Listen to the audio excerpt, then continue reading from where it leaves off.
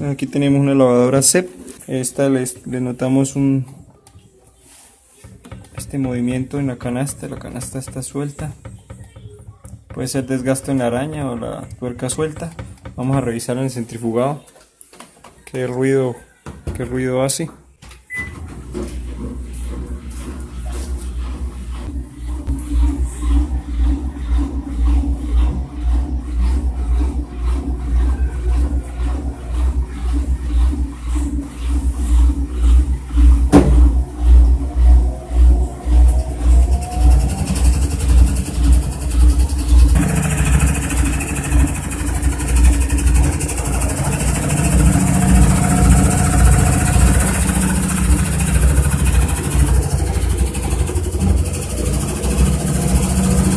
Listo.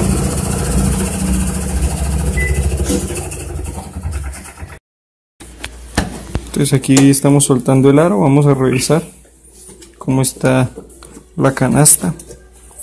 Ya por este momento la movemos.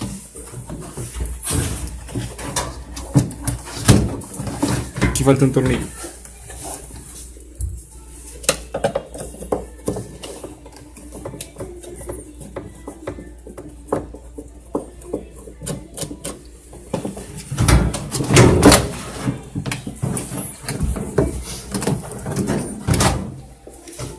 Se dañó el aro, se acabó el aro y no, todo el aro está, mire cómo está desgastado, acá está todo comido.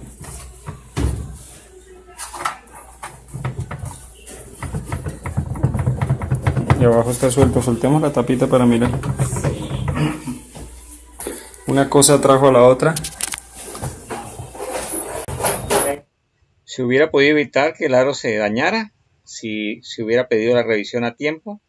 Obviamente habíamos determinado cuál era el problema y no había necesidad de cambiar el aro.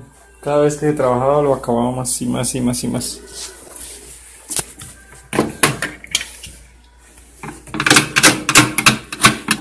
Copa.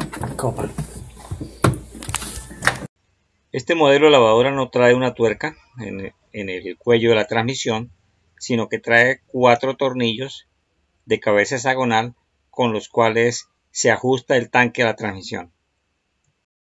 Revisamos la transmisión para ver en qué condiciones está. Como se puede apreciar, realmente ese movimiento tan fuerte no se debe a la transmisión. La transmisión se encuentra en buenas condiciones.